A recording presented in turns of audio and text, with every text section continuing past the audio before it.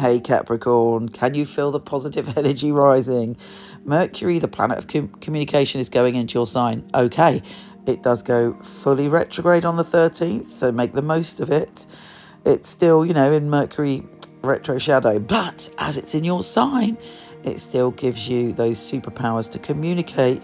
It brings in interesting conversations, and you are very persuasive. Other people want to listen to your voice. Other people want to hear your ideas, and other people are allowing you to be the leader in conversations. Venus, the planet of love, is shifting signs and making you feel very wanting to socialize and network and mix with people and put your ideas out there. You feel very connected to the whole for most of this month until it changes on the 29th. But you are able to really kind of benefit from being around other people, and you should have lots of good times. There is definitely a jolly energy for you because, for instance, Mercury is trine Jupiter on the 8th. Obviously, Mercury is in your sign, and Jupiter has been in a good place for you for months now, where you're able to feel more optimistic. You should have felt more creative, or you've had the ability to create things and be surprised by the level of genius within you.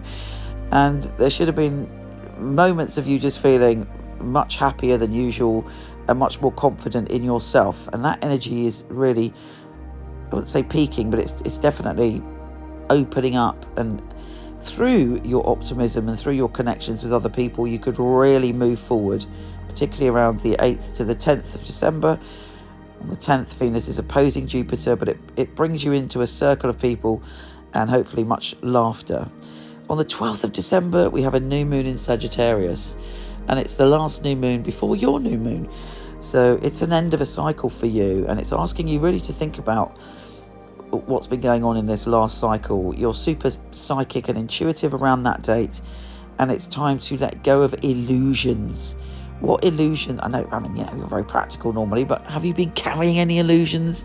Has there been anything that you need to let go of, that are like fantasies? Use your intuition, but definitely be aware of the difference between intuition and kind of oversensitivity. But this new moon is a magical moon. It allows you, actually it's brilliant for manifesting. It's brilliant for you to regain belief in your own magic. Mercury is going retrograde in your sign, obviously, so it's important that you pay attention to what you're saying. Other people could kind of misunderstand you after the 13th, but there may be lots of communication with people from the past, and you clearing things out in your own mind about what you want to end, change and transform for when we get fully into your season. Now Pluto, which has been bugging you for many years now and creating much change and much radical change, is at a very critical 29 degrees on the 20th of December. And for you, it's about really letting go and truly being able to express your authentic self. And you have no choice. It's time to really find yourself. And it's the last minute of your rebirth before you do become the phoenix. But you cannot hold on to stuff that is inauthentic, no longer serves you, or is fake. Whatever inside yourself, even if you're pretending something for the good of all, you can't. You have to truly be you. And that will, come to a peak around the 20th of December. The sun enters your sign on the 22nd, and you're feeling much more positive. Your batteries are charged. The sun is also joining forces with Mercury on the 22nd. Powerful communication, conversations. You've got a lot to say. Other people are listening. But again, if somebody chooses to, or you accidentally misunderstand someone, really be aware that Mercury is retrograde in your sign. So spend a lot of time listening. Like, for instance, if you get an email and it annoys you, leave it for a couple of hours and then read it again, or show it to somebody so that you're not getting the wrong impression.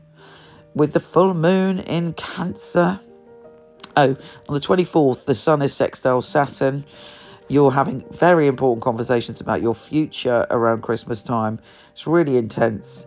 And also you might be persuading someone to join forces with you in some way.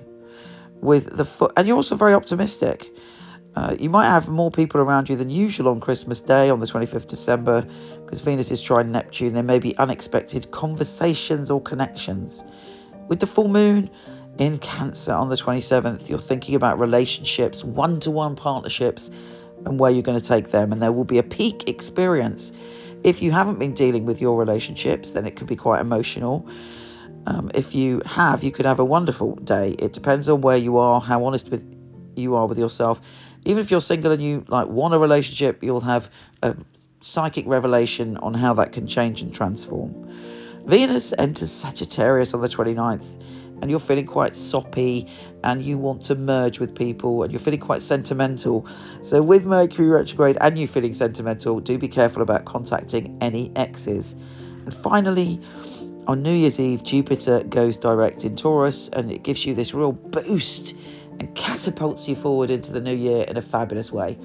Take care, gorgeous, and I'll speak to you soon. So here is the deck. I love the box. Got some of the tarot heroes on the front that are in my deck, which I'll tell you about later. It is flip top. How fabulous is that? I love that. And then you have the little booklet here. Little nuggets of information about each card. Here they are. Notice the gold. The Fool. The Magician. The High Priestess, which is so important because it is Pamela Coleman Smith. She was the illustrator of the original Rider-Waite. And I have 3 Lovers cards. The Chariot, Strength, the Hermit, various heroes here. This is Anna May Wong. So I've got this leaflet that comes with the pack. It gives you one line of straight to the point wisdom about it. But this is the book. And I'm so pleased with it because what I aim to do with this deck is to inspire your own psychic ability, but also to empower you and uplift you every day with the message of the card. Let's take a look inside. In it, we've got the meanings and readings. All my knowledge is in this book, all my love and all my heart.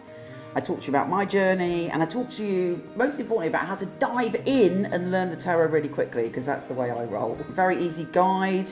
I talk to you about reversals and how to empower yourself and feel the love of the tarot. And then there's a little space where you can do your readings.